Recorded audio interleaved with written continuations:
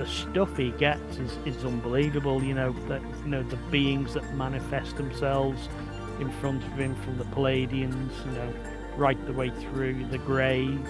There was a time where I was speaking with him and he said, "Hang on, I can hear footprints going over the roof of the building he was in." And you know what's going to happen. He takes a photograph, comes back, and there's a grey popping its head up above behind his car outside, and he's captured that.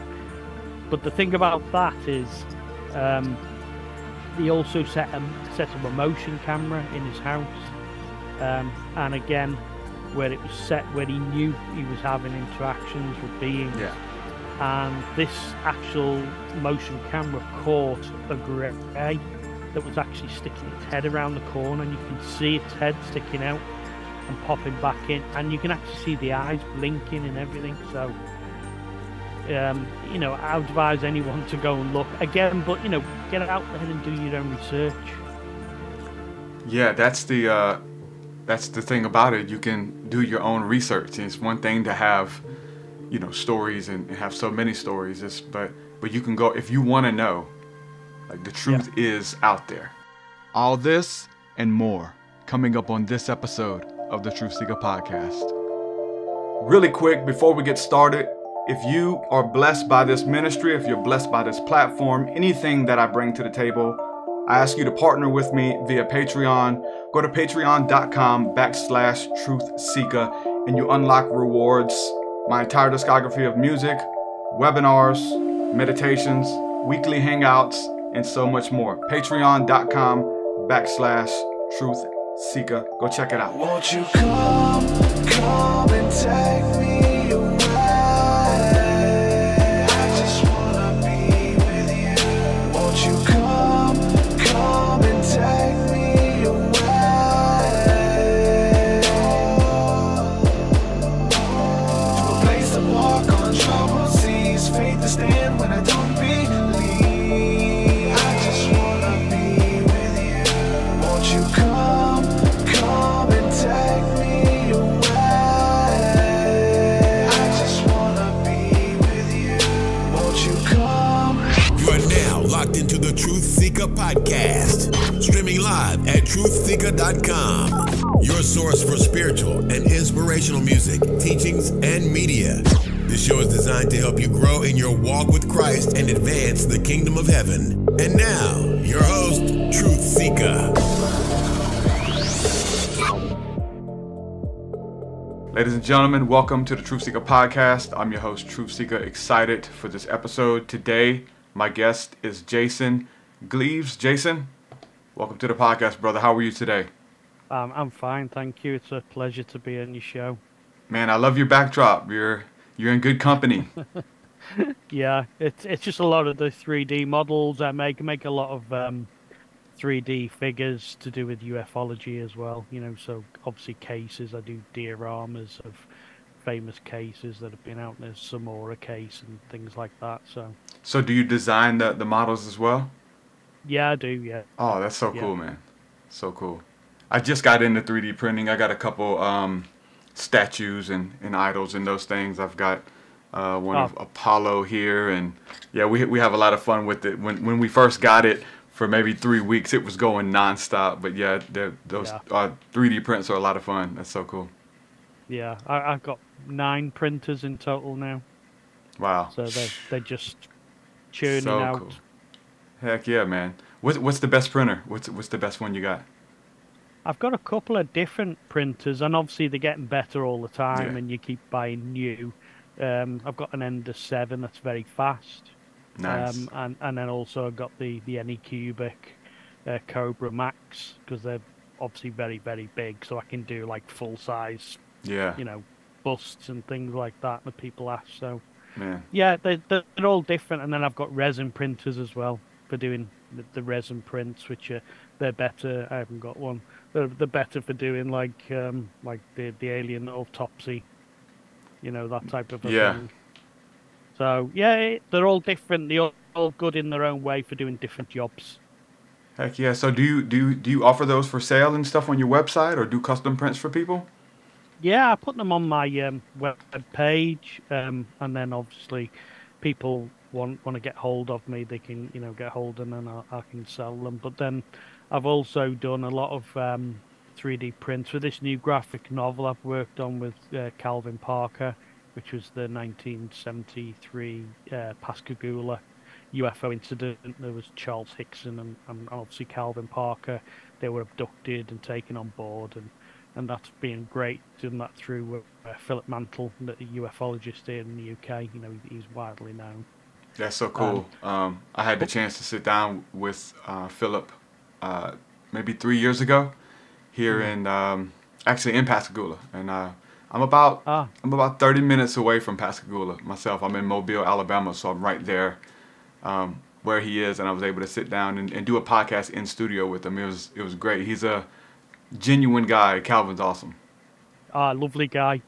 Like you say, he's one of the most genuine, personal people you can meet, and I've been working with him for probably over a year now. We've been backwards and forwards, and we're doing a graphic novel, so that's out this year, and I've done basically his life story going through.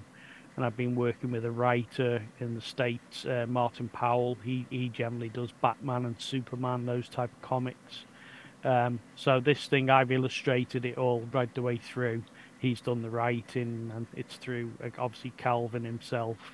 And I've been Skyping backwards and forwards with Calvin to get the exact detail of the creatures he encountered. I haven't got one with me now, but I've done 3D prints of the beings, because obviously he calls them the ugly ones. That's why he actually calls them. They've got the pointed ears, pointed nose, and they're very unusual looking beings. But then he was also taken on board the craft, as you know, and he had an interaction with a female ET on board the craft. But nobody had ever seen the female before, so I've been working with him, and I've done basically, it's like a police e-fit type of thing, and we've done a recreation of the female that he saw on board. So that's going to be obviously in the book that nobody's ever seen before. Wow. So yeah, it's a lot of work. It's taken over a year plus to go through and produce it and to get it up. So I think that's going to be with Moonstone. We've signed a contract with them. Well, that's so cool. So it's going to be his story that's turned into a graphic novel? Yeah. All his own words, all his own interpretations of what happened, right the way through to leading up to the abduction. I mean, I'm sure most of your viewers know the case, but he was taken from the dockside when he was fishing with his friend Charlie Hickson, and taken on board the craft. And then it was the aftermath where obviously the police got involved, and they were going through all that, and then they were taken up to the US Air Force Base. And right the way through, and then up to modern day ufology. So yeah, I'm sure people will quite like what we've done. Yeah, it's definitely interesting, and one thing when it comes to the design and the artwork and those kind of things is like with his story, you saw some types of aliens that maybe had robots and those things. So the iconography, the way that he describes them, it's not like your classic, UFO encounters. And so some of them had like machines or robots or sent these kind of sentinels out to get him. Can you talk a little bit about the different types of entities or machines that he saw, and what kind of separates them from every other alien story? Yeah, it's sort of separated, but it's pretty close, because a lot of people talk when they're taken on board craft, the abduction cases, they're taken on board by small greys, and again, and they're really they're like the menial sort of type thing. They do all the hard work for the larger greys on board craft that people have come out with. But the thing with Calvin's description is it's very unique. You've met Calvin. He's so down to earth. He's not in it for the fame or fortune or anything like that. He didn't even want to go to the sheriff after the incident happened. And it escalated the way it did. You know, and it caused him a lot of grief in his life, you know, which, you know, he's sort of come to terms with now, but going through, it's been a very hard time for him. Um, but again, the beings that we're seeing again, they're not described anywhere else in any other cases because, like you say, they're obviously a very unique type of being. You know, they had sort of elephant type skin, very ruffled. They were large, you know, bulky looking, and you know he thought they were actually robots. You know, that were there to actually just get him on board the craft. Then when he was on board, he had the interaction with the female. So, you know, it's the same sort of question people have asked with cases. They are very, very much linked with the small grey, the workers that do the work for the ETs. So with his story, it's very frightening. You know, it doesn't matter who you are. If you have an encounter like that, you're going to be in shock. You're going to be scared, terrifying, even to look at. You know, those kind of things. And so when I sat down with him, and I didn't want to project. You know, I didn't want to, you know, push my experience. But you know, there's a lot of people who are having good experiences with ETs and with these types of aliens or whatever, and interdimensionals, whatever you want to call them. You know, it's kind of open to interpretation, or maybe we're dealing with a lot. But does he feel like this was all negative? Does he look at this something now, because he continued some type of contact later, and so for him to like say a good or a bad, and humans, we like to think in terms of black and white, only this, only that, maybe a little bit of in between. What do you think his story shares, that these were, you know, enemies, they were negative entities? What do you get from his story with that aspect of it? Like I said, I think he's come to terms with it. Again, it's something that was forced on him. You know, it's not something he sort of embraced at the time, but he's learned to embrace later on. And like we've said, he's such a down-to-earth guy. You know what has actually gone through. At the time, you know, being forced on him, I don't think it was a pleasant experience for him because it was forced. You know, what happened with the interaction with the female ET, you know, where you put a hand down his throat, and, you know, that's not really nice, is it, to go through at all in any experience. So at the time, I would say it was a negative thing for him, just for the fact it was an unknown and forced. But as time's gone by, you know, like most people, they actually come to terms with the experience that happened, whether it be traumatic or not traumatic. You still have to come to terms with it because, you know, you're dealing with an outer world being, not, you know, not of this earth, and it's just basically the same for most people, I think. Yeah, I would agree. You know, hindsight's 2020 as well. You can look back over it and definitely see what came of it for him.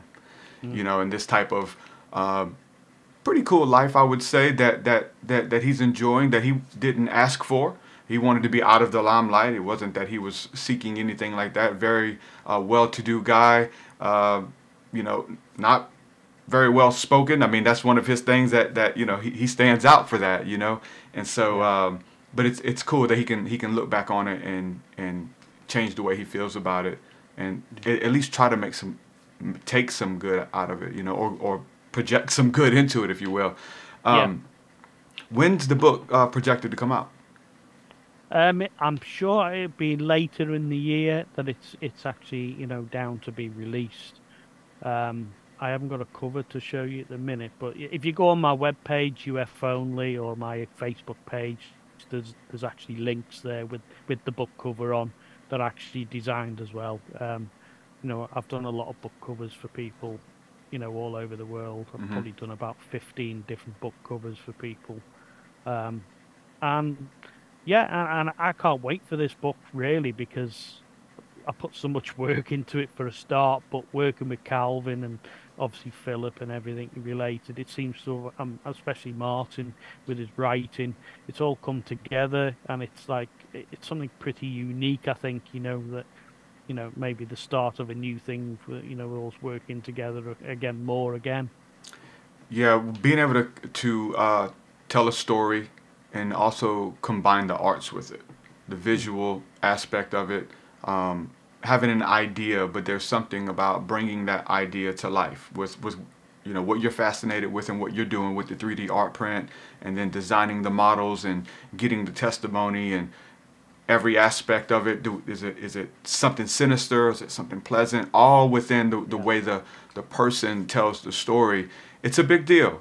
We look at people like Travis Walton, who had one of the biggest UFO alien abduction cases ever, and he sold this story to Hollywood, and it came out to be a horror movie because he would say at this point fear sells, and if there was a change it to a feel-good movie, they wouldn't have made as much money off of it. But he goes back and looks back over that experience and looks at that in a new light of something that was pleasant, maybe the whole time, even though it was scary and he was in shock, those kind of things. But again, it's who tells your story. How does the person tell it? So now Travis is trying to retell his story in a different lens versus this fear and hysteria and the kind of demon, scenario that was pushed out there early on. Yeah, well, that was the most important thing with working with Calvin. I wanted to get his words, his words of what happened, because that way, when I did something or I did an illustration, I would show it, get it back to him, or, with the female especially, and I said, is that right? And he'd say, no, the eyes were different, the nose was different, or she was wearing an all-in-one suit, the colour, everything down to a T, the hair colour, you name it. And I wanted to get it so right because, like you said, it's a piece of history in a way, isn't it? It's ufology that people are going to look back on and take that as what he said. He's putting his name to it, so this is his story. Yeah, it's so good, man. So awesome that those resources come together, because just being able to tell it and talk about it and tell a good story, which Calvin will tell you he's not the best at, but having some people see the potential and the value in it to get his story out there, just to let people know that they're not alone, and to look deeply into this phenomena and explore. For you to even want to get into this, because you've written several books and you've got a bunch of work under your belt in this field, in this category. What was it that got you interested in the realm of ufology and the paranormal and those things? Well, I suppose you have to go back to my childhood. Like most people, I had sighting with my sister when I was 7 years old. I'm from Liverpool in the UK, obviously famous for the Beatles and everything, so. And yeah, I was playing in the childhood, my grandparents' house. I think we were house sitting at the time. They'd gone on holiday and we were house sitting for them. And we were playing upstairs, and there was a large field at the back. And this is a place called Aintree, where they have the famous Aintree race every year. It's called the Grand National. It's a big thing. And so it's a big, vast area of Liverpool, which is quite rare within the city. And we were playing upstairs, and basically outside the window, we both saw a silver disc-shaped craft hovering outside the window. And again, I remember my sister saying to me, look at this, and again, we're talking about early 1970s at this point. So this is before Star Wars and those sort of things, where it became popular for people to become interested in science fiction and that type of thing. And this disc, we both observed it. It was stationary, that I can remember, and then it took off at high velocity, and we both just carried on playing like nothing had happened. Literally, my sister's a year older than me, and we'd gone on, and years gone by. I'd forgotten completely about the incident. Really, I don't know why, but I did. And it was only much later when I started to get into ufology in more detail again, you know, and started doing the Facebook page and the books and, you know, documentaries and stuff like that. And my sister actually came forward and said, "Do you remember when we saw that craft outside the window?" And I was like, "Oh," and it took a while to pull that back, that memory. And then when it did, it came back full belt, you know. And yeah, and that was where it sort of went on, and then that sort of probably rekindled the interest in ufology, where I was going into it, and then, you know, looking into, you know, Arthur C. Clarke was around at the time with he had a TV show here called Arthur C. Clarke's Strange World, and I was hooked on that. And you've got to remember, this is before the internet, so you know, if you wanted to get into ufology, you had to go to your library or to get books, or you were, you know, you bought books gifted, or you had like unexplained magazines, so you were looking into Loch Ness, ghosts, all that sort of thing. Everything, I believe, is very connected. And then that it really took off from there, and then obviously I had strange things happen throughout my life, right through, which are pretty unexplained. And then when I was in the Air Force, the Royal Air Force, here in the UK, there's an RAF base at RAF Cosford, which is sort of central England, so it's near Birmingham. And I was there in the early 90s. It was just after I'd been to the first Gulf War, came back, and that was my first sort of posting. And basically, there was an incident where a huge triangle-shaped craft came down over the base. It's all there on the internet. Anyone can look this up. And there was a young. Basically, I was on the base that night. I had a good friend, who was the orderly corporal in the guard room that night, and there was a young airman who was on the airfield guard post. And this was sort of late, early hours, when in the guard room, all of a sudden the radio burst into life, and there was this young airman that was on the guard post, and he was screaming down the radio to get the guard commander out to the airfield because something was over the airfield. Again, he was scared stiff, you know. So the guard commander, RAF police, and, you know, patrols got into their vehicles, drove out to the guard post. When they got there, they all witnessed this huge triangle-shaped craft hovering over the airfield, and it was described at the time to be the size of a battleship. It was huge in size, no sound, jet black, the usual typical, you know, black triangle that people have seen, had interactions with. And then it took off at high velocity, but it didn't just go from there. It went to another nearby RAF base, which is RAF Shawbury, which is about 20 miles away. And the on-duty air traffic controller, they got a radar lock on this object, or an object of similar description, and it was firing laser beams down towards the ground as if it was looking for something.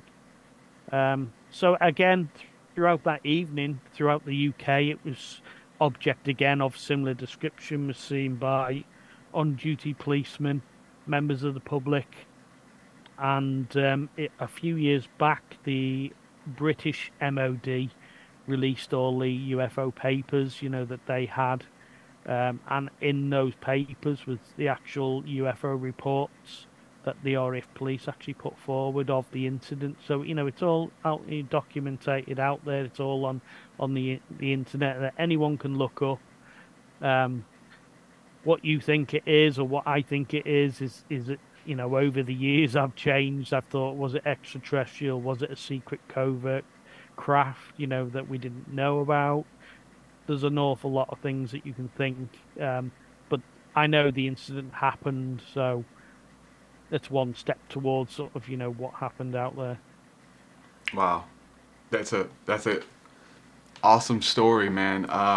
What do you think's going on? Like you said, I mean, you know, it's usually the people who don't really have a lot of information who have all the answers, and I'm sure you feel just like I feel, and many others, is like the more information, the more research you do, the less answers you have, because there's so many moving parts to this phenomena. Like you said, extraterrestrial, back engineered spacecraft, or just our technology that we have with the government and those things.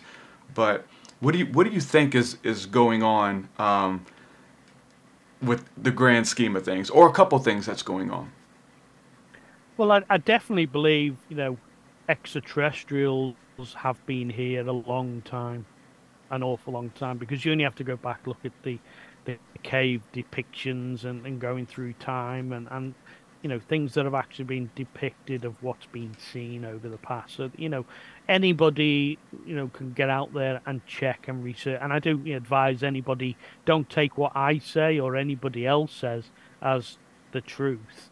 Get in there, roll your sleeves up and dig and look on the internet, and go and look, because it's there, stuff is there. You might come across one case or one thing that actually interests you, but you realize another 5 doors open for you because it goes off in so many directions, literally. So like you said, disclosure, people talk about disclosure. Disclosure's already happened, because that's what I actually do on my Facebook page and things, is I analyze images for people, past cases, etc., and I put my findings out there for people to look at. And over the years, the same sort of questions come up about disclosure, and we're all talking about the Nimitz, case the US have brought out since, and down that road. Forget all that, because with governments, they really don't want people to know what's been going on. It's obvious to people now, looking back, they've gone into the real deep research of this, ufology. If the government wanted you know, you would have known a long time ago what was going on, so disclosure's already happened because of the wealth of images and stuff out there. Yeah. I do an awful lot of imagery for people all over the world, and a good friend now, but at the time when I started to look into his cases, was Peter Slattery in Australia for ESETI, and also linked to James Gilliland at the ESETI Ranch. I've done an awful lot of work for those guys. They're up there in the top 1% of, sightings and information. If you go onto their eseti.org, anyone can go onto their web pages. You'll see an awful lot of the analysed imagery that I've done for them, the craft, the interactions with beings. I recently did a documentary with Mary Rodwell, James Gilliland, obviously Peter, about Peter's life, called Multidimensional. I think it's on Amazon Prime and iTunes. It's on all those platforms. It's been out for a while, and get on there and look at the stuff that he's got. He's actually brought forward the photographs, the craft, the beings, the interactions. And I joke really with him now. I say, you go to bed with your camera, because the stuff he gets is unbelievable. The beings that manifest themselves in front of him, from the Palladians, right the way through the Greys. There was a time where I was speaking with him and he said, hang on, I can hear footprints going over the roof of the building he was in. And what's going to happen. He takes a photograph, comes back, and there's a grey popping its head up above behind his car outside, and he's captured that. But the thing about that is, he also set up a motion camera in his house, and again, where it was set, where he knew he was having interactions with beings. Yeah. And this actual motion camera caught a grey that was actually sticking its head around the corner, and you can see its head sticking out and popping back in, and you can actually see the eyes blinking and everything. So, I would advise anyone to go and look again, but get out there and do your own research. Yeah, that's the thing about it. You can do your own research. It's one thing to have, stories and have so many stories. But you can go if you want to know. Like the truth is out there, as the old adage, it says from the X-Files. The truth is out there, and it is, and it's how bad do you want it? Yeah. But like you said, also, it just leads to many more questions. That little piece of, oh, aliens are real. Okay, now the next question: what are they? Yeah. How are they affecting you? Are they here? What kind are they? Are they good? Are they bad? So it really opens up to so much, and it's beautiful that people can seek, can ask the questions, and they're getting answers. And again, the answers lead to so many more questions. But that's how I feel like this is how this whole thing is designed, if you will, because there's covert operations to keep us in the dark, to literally keep us in the dark. And let's talk about that. Yeah. Keeping in the dark, because some of the phenomena that I've been recording and seeing and catching on camera have been around the sun. Being able to see these entities, and you're saying how it crosses lines with the paranormal, but it's certain shades of the sun or shades of the darkness where the light reflects off of them in a way where you can catch a glimpse if you're in the right light. So I've been capturing footage and pictures, and I'd love to send you some to see if you can, certainly, what I'm saying, take a look at that. And so, but I've shared a little bit of it on Facebook and saying, hey guys, go look at the sun right now, and this is how you do it, and kind of giving the technique that I do, and to see them, and everybody goes out and does it and sends back their videos, and they're seeing like crazy stuff. And then as soon as that activity picks up, here comes the military jets spraying chemtrails, and the sky is clear, but they're going directly in front of the sun, blocking out the sun as quick as they can. And I'm in Alabama, but there's people all over the world in other countries who, while this activity is increased, wherever they go and look out, there are planes flying past the sun to block it out, to block out this activity so people can't see it, and to block out the sun, to literally keep us in the dark. What is your experience with any or all of that phenomena? Yeah, well, again, I still have incidents that happen. That there was a not so long ago. It was maybe a year or two back. I've got two dogs. I go out and walk them when I can. Depending on my time limits and stuff, is depending on how long I actually walk them for. So there's a pretty much a time scale. Where I live in the countryside, really, there's a reservoir at the back of my house where I live. So if I walk up that reservoir and back down, it's 20 minutes. I know it is. It's all worked out. This on this occasion, I went out, same as any other time, with the two dogs. Said to my wife at the time and my son, we were going out, so I wouldn't be long. I'll be back 20 minutes and we'll go out then. Went out. When I was walking around there, in the distance, I could hear a Chinook helicopter, and a Chinook helicopter is the twin rotor helicopter. If people don't know what that is. And again, I know the sound very distinct, if you've heard it. I know this because I worked on them when I was in the Air Force. So, a lot of familiarities with this, And I thought, well, it's getting louder and louder. I can hear it getting closer and closer.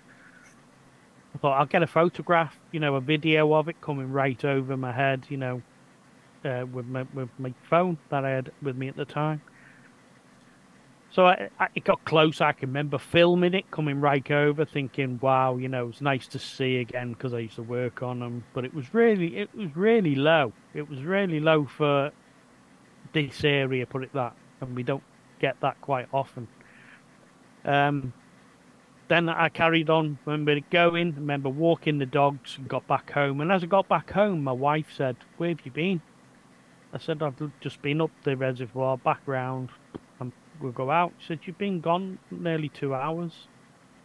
I said, No, I've only been gone 20 minutes, again, this comes back to like missing time and things like that. I've added things in the past, and my son said the same thing. He said, "No, we were getting a bit worried where you were," sort of thing.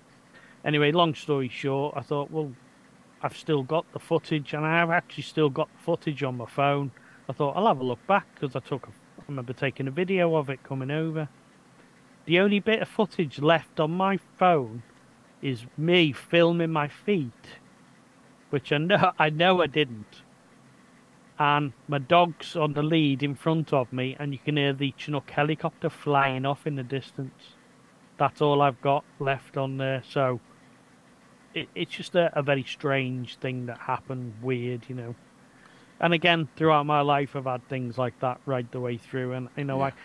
you're on about where you see things. You go out and you photograph them. I can go out at night and I can see up to 10 UFOs coming Yeah. over and I've filmed them. I put them on, my YouTube channel and things like that. Because I know what to eliminate. I know what to eliminate aircraft because I know what to look for with the strobe lights, coloured lights, things that you should be looking out for. Again, you can eliminate satellites. All these things you can eliminate before you actually think, well, what is it you're actually seeing? And again, these objects will come over, illuminate, and again, James talks about this at the SETI Ranch, and so does Peter in Australia, that the orbs will come over, and then they'll power up, they'll illuminate, so they go really, really bright, and then dim off. Well, that is basically that's a form of C5. That's a contact. And again, if you're seeing things yourself, you're filming things. Obviously, these craft want you to see them. So again, that is in a way, it's a form of contact. Again, the same thing. Yeah, it's again, anyone could do it, and people are going out and doing it. Like they're going out and sending me the footage. It's like there's an overwhelming amount of footage that people are sending me. I didn't ask for it, but they want to make sense of what's going on, right?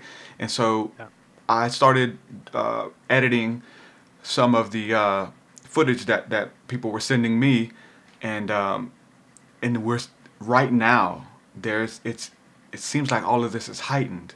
And so we got to believe that it's always been there, right? You're talking about these cave paintings and things like that show all of this stuff.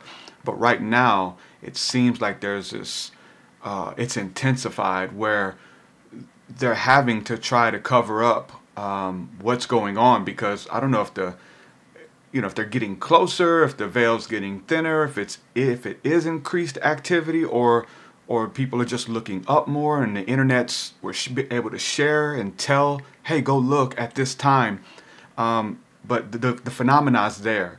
Not being able to pinpoint. Everybody's got an opinion on what it is, but the fact of the matter is that there is something. And if just one of these stories, if one of these cases are real, for all the skeptics out there, or for NASA and those things trying to tell you who and what they are, and mostly saying that it's nothing, that we've never seen anything except what the government's shown you, that's a lie, because anyone can go out with their cell phone or with the naked eye and pick these entities or craft up.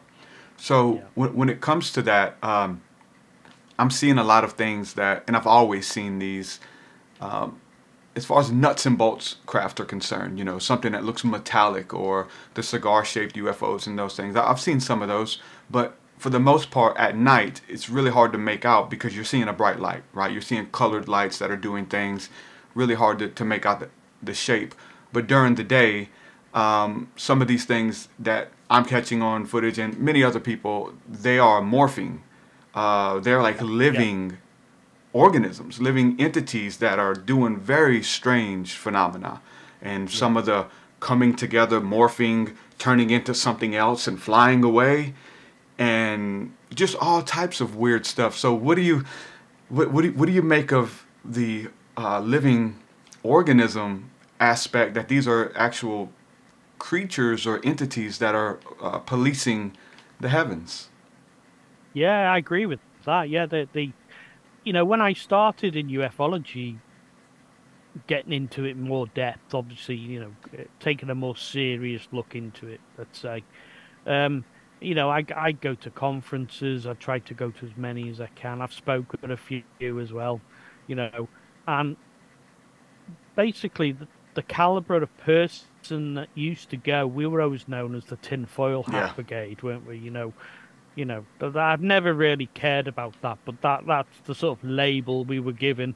But if you actually go now, I've realized when you go now and you see the caliber of person going, you're talking doctors and solicitors and, people completely different to what you'd saw, at these places 5 years ago. Because people are waking up to what's actually going on, and believing in more. So, again, through research that I've done as well, I believe, like it's to do with frequencies. A lot of these things to do with frequency. I always go back when I analyze the photographs of people of UFOs, and they'd send me a photograph and say, well, when I took this photograph of my family with a scenic, mountain range behind or whatever, it was the photograph. There was nothing there when I took the photograph, but when I went home, looked at the images, there's a UFO in there. It wasn't there when I took the photograph. And I'm saying, yeah, but that's a frequency thing. That you're going to the electromagnetic spectrum, where we're talking about wavelengths that the human eye can see. The human eye can only see in a very, very short corridor, and outside of that corridor, you're talking radio waves and microwaves, infrared, ultraviolet, that human eye cannot see these things. And it's pretty much the same thing with the craft. The technology, the camera, is seeing things different to the human eye. So that craft was always there. You just couldn't see it at the time. And that's a frequency thing because you're not tuned to it. Yeah. A bit like a radio. The radio station, you'll tune it into the radio station you're listening to, and it's great and everything. But outside of that, there's thousands of other radio stations still being broadcast at the same time. You're just not tuned in to that actual station that you're listening to. So it's the same thing with technology and cameras and the infrared cameras. They can see things that we can't see. And you're going back, and also you get people that have said, well, I could see a craft, but the person standing next to me couldn't see the craft. Again, that's come down to a corridor that craft is aligned to you and your visual and you can see it, but not to that person, or they wanted. It's so many things that are linked to it. And if you just try to explain to people the basics, because that's what it is, it's basics, then you will see that people will start to understand what's going on. And again, when I would go to the conferences, I'd say, I would like you, I would always look at things, being ex-military and British aerospace that I've worked in, building aircraft and working on aircraft. Everything had to be nuts and bolts to me, had to be solid, that it was actually there.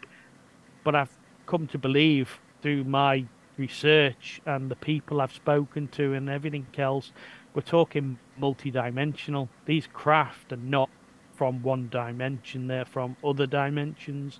And again, there's a good video out if people go and look on YouTube, and it's where somebody set up a speaker, and above the speaker they've actually got drops of water. Yeah. And they go up in the different, frequencies. And as they go up through the frequencies, the drop of water changes shape. And it actually becomes 4-sided, 5-sided, 6-sided. And it's amazing. And that is another really good way of explaining the frequency side of the craft that people see. Yeah. If it's an advanced civilization, spiritually, scientifically, probably all of those things, right, for them to survive and to evolve maybe millions of years ahead of us, you would think that they would understand and know how to do that, and it seems like they do. It seems like we do as well, but it's that technology is being hid, and armchair investigators like myself and many people around the world are able to do experiments and remember and to tap into some of these sacred or holy sciences, if you will, that it seems to be these types of aliens or entities or advanced civilizations are already tapping into, and it's their normal energy of how to levitate, you know. And we hear about these kind of stories where people remembering or tapping in, like we look at them as holy men and prophets like Jesus and his disciples and who they taught, but they're remembering something very ancient that ties in to, for me, the angelic or the demonic for some people, depending on which route you take, or both, that these are interdimensional, multidimensional beings, if you will, and when you get into the right light, whether that is your own vibrational frequency, right, the light that is within you really even depends on how you see what's outside of you, to be able to see or to even be inclined to look for. Because if the light within you is not in alignment, you don't even care about this conversation. But No. when we start talking about this, there's people listening. They're right now, all these stories and things and how they can go have their own experience. They're literally at the edge of their seat right now listening to these stories, because it's not something that was just on television or in sci-fi. This is natural. This is a part of our everyday life, our everyday experience. Speaking of the light, and speaking of, you know, the chemtrails and spraying the air and covering the sun and blocking the sun, do you think that there was a time where we saw these things more clearly, and because of pollution or because of disinformation and trying to cover this up, are they spraying things that are making it harder to see certain spectrums of light? Days after you see those chemtrails, there's like a fog or a haze when you look up, and everything's harder to see. Do you think that that's a controlled thing that they're doing, or is that just some kind of conspiracy, or both? It's a bit open to that, because, like you say, if you go back to the chemtrails and that sort of, you know, visual, I know that when we were younger and used to look up at the sky was full of aircraft, exactly the same as we have now, but they didn't have the vapor trails that they have now. You generally get a vapor trail behind an aircraft when the aircraft is above 10,000 feet because of the atmosphere and everything else related. And it's a vapor trail, you know, given off by the exhaust. And when I was young, you would only have probably, I don't know, maybe a mile or so behind the aircraft, and then you'd see it, you know, disappear slowly as it, you know, evaporates or whatever it does back into the atmosphere, and, you know, the aircraft goes. But now they stay, you know, you can see streaks and, you know, going all over the sky, etc. It's obviously, you know, things have changed, the atmosphere has changed, and it's whether they are actually trying to block what is actually up there. You know, like you said before, we all know we're past this disclosure bit. Like, it's already happened. Yeah. It's there. So now we're on to the next step of we're trying to understand the occupants of the craft. We know the craft are there, but we're trying to understand now, where are they from? We've gone that one step beyond. Is it the government, or, you know, other bodies that are actually trying to, you know, stop people from seeing these craft? People are still seeing them, we're still videoing them, etc. People are still having interactions, you know. The government are going to carry on trying to do what they do. It's never going to stop. Yeah, and like you said, disclosure's already happened. We've, you know, people have spent a lot of money to lobby and to try to get answers from the government, and all we get is like, hey, we found a new video and we're going to release it. We don't know what it is, but you have testimonies from people who have been in military, such as yourself, and even in high levels of military, who come forth with all of their strange stories and strange encounters and what they know that they've experienced, or even what they've sworn not to talk about, to come forth with all of this information because they believe it's important. Disclosure projects like that, and really there's no response. There's just kind of, it's kind of just, tinfoil hat again, a way to kind of laugh at people. But when everybody's having these experiences, disclosure is happening, and it's coming from above. It's not coming from the government. And I've said this, and I believe this, that if they do come out and tell us what it is, I think you can believe the opposite to be true myself. Once they finally come out and tell you if they're good or if they're bad or whatever. But if they come out and tell us that they're good, I'm going to believe that they're bad. If they come out and tell us that they're bad, I'm going to believe that they're good. And so, they don't want us to know. Most of us think we can handle it, and the people already, there's so many people looking to the skies and filming and asking and praying and all of these kind of things. CE5 initiative is a huge thing that anyone can do. And it's like, yeah, people are ready. People are ready. I think people are ready for a certain kind. Yeah. For a certain kind, because there's some of these things that we're catching on camera that I'm not ready for.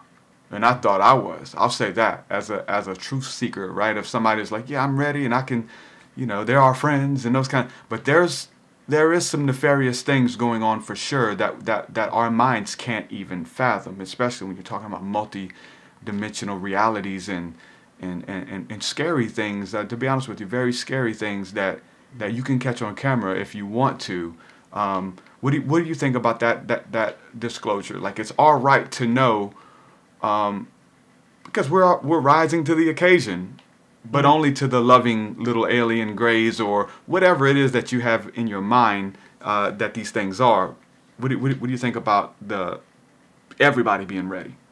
It's like everything, there's good and bad in everything. So there are going to be good extraterrestrials, and there's also going to be bad extraterrestrials. Whether you want to actually relate them to a different type of species, a lot of people put the reptilians under the bad, and the greys are not so good. But then you've got the Nordics, the Palladians that are supposed to be the friendly ETs.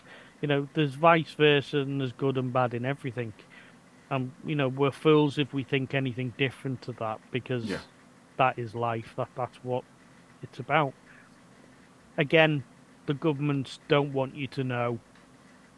And once you accept that, as in, we always thought that the interaction, the first encounter would be a craft landing on the White House lawn. Yeah. It's the same thing, isn't it? But to be fair and to be honest, it's not going to be something like that when a official first contact's already happened, we know, like we've just said. But an official contact, it's going to be somewhere like Brazil, Mexico, where they actually put their UFO sightings on national TV. They don't hide what's actually said, what their findings are, etc. Even go back to the early 90s, where there was the craze of everyone seeing triangles. The Cosford incident I've just told you about, that was a huge triangle. That was early 90s.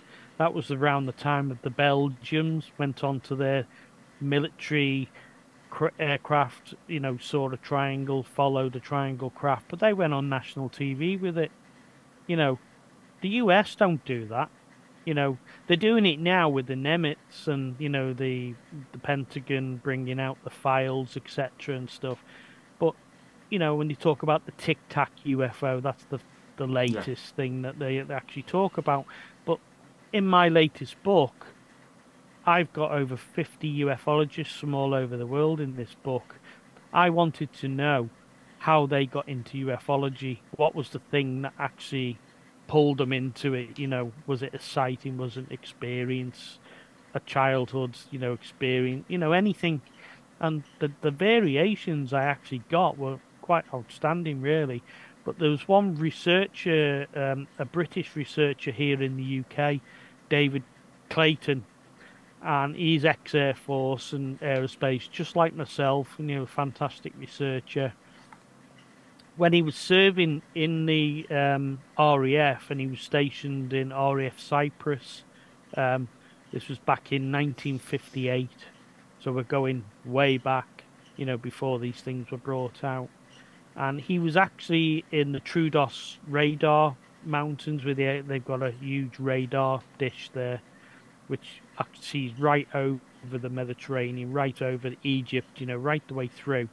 And he was there with somebody else again. This was 6 a.m. in the morning, and they actually tracked a UFO coming in over the Egyptian coast that was coming right over, obviously, interest to them.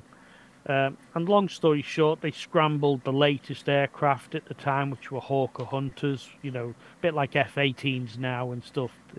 The Hawker were the latest military aircraft. They scrambled up, tried to catch this thing, because obviously we're talking 58 was the time of the Cold War, so they thought it was Russian, or something intercepting. They couldn't catch this object, which was the shape of a Tic Tac. So we're talking 1958. And they actually locked this thing going from 38,000 feet to 60,000 feet in a second. So it was traveling just like they explain with the Pentagon files now. And they actually, I think they worked out that it accelerated up to 18,000 miles an hour. Wow. So 1958, you're talking exactly the same thing as what's just happened with the Nimitz, UFO thing. They know what's there. They know what is around. They're just not telling anybody. And, if you think they're going to tell you, you're in for a bit of a shock because, they want to keep that tech. They want to keep it with themselves. Yeah, for sure, for sure. Excited for your new book and you to continue bringing out the work and helping individuals like Calvin Parker. I love his story, and I can't wait to see what you guys have done with it and are helping him tell it with the visuals. I know it's going to be amazing. Let people know where they can go check out all of your books that are already out and your videos and your writings and all these pictures and things like that. Where can people go deeper into your work and check you out? Yeah, if anyone wants to contact me, obviously I'm bit inundated with people contacting me, but I will try and analyze stuff for them. I don't charge anyone to do it. I do it free of charge. I believe everyone should be on the same footing when it comes to this. If they want their stuff analyzed, I'll give it back to them. They do what they want to do with it. But I've got a Facebook page called UF Only. There's a big following on there. I've got a YouTube channel, obviously, where I analyze certain videos and I'll put them on there for people. I've got the 3 books. The first book was that UFO photo. So I go in and basically analyze famous cases. So you've got the battle over Los Angeles. So you can actually see what the craft looked like. Famous cases. And I go in and show people how I got in, analyze the images so anyone can do it, really. The second one was the ufology umbrella. And that basically I go in and explain the 7 separate categories of CE 1 to 7.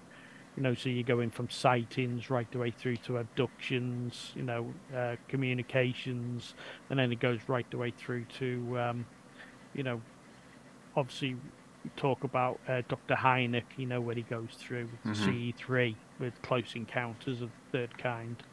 So it goes right through and explains that side of it. And then the latest one was the UFO encounters, up close and personal. And that one is basically where I've contacted ufologists, researchers, and everything from all over the world, and gone into how they got into ufology, and they've explained the cases, and there's many famous ufologists in there, because I've basically got to know everybody in ufology, because I've either worked with them or done images and things. So I go right the way through. You got Kathleen Martin, who talks about Betty and Barney, where she was in the room with Betty and Barney and they were actually explaining the abduction to them. I've got down, we were talking before about the Travis Walton case, so I've got Mike Rogers, who was actually the driver and the leader of the logging team, and he actually witnessed the UFO and then went back. They left Calvin assuming he'd been killed by the UFO, and then he went back and he explains all that in there.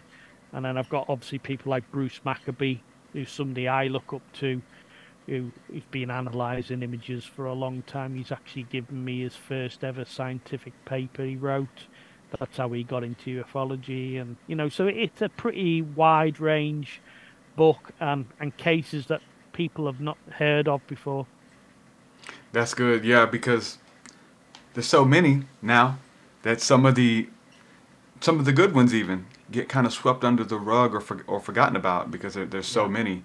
And so man, thank you for your work, brother. Everything that you're doing to further disclosure and further the truths, what's going on, what's really happening, and doing it with honesty. And so that's kind of hard to come by when someone has a story to sell, in the midst of a lot of these people, because there's big money in these conferences now. There's big money in Gaia and those things. And, and interviewing as many people as I have now, you find, you feel, let's say that maybe some people are making some of these stuff up or repeating other people's stories, or they're just great storytellers versus people who are in it because they have had an experienced an encounter and they're searching for the truth. And you find out that those people usually are in this place of they're still a student and they still have a lot to learn. They still have more questions as well. And those are the people you can trust. I remember the late great Jordan Maxwell always said, never trust the person who claims to have the truth, who has the truth, but always trust the person who is seeking after it. Genuinely seeking it, and that's what it is, man. Thank you so much for coming on, brother. I'd love to connect with you, send you some of these photos. I'm gonna go to check the website and check out some of the analyzing that you've done, and maybe learn some techniques on how I can better analyze some of these videos and stuff as well that I'm recording. So that's great. It's been a pleasure, and again, like you've just said, don't listen to anybody else, just get out there and research yourself, because when you come across the truth, that becomes your truth. Yep. That's it, brother. Thank you so much, man. We'll do it again. Thank you. Your way so much higher than mine, so much higher than mine, so much deeper than mine, so much deeper than mine. Well, that does it for this episode, folks. To hear more episodes of the Truth Seeker podcast, head over to truthseeker.com. And if you're wanting to support the show and get rewards, go to our Patreon page at patreon.com/truthseeker.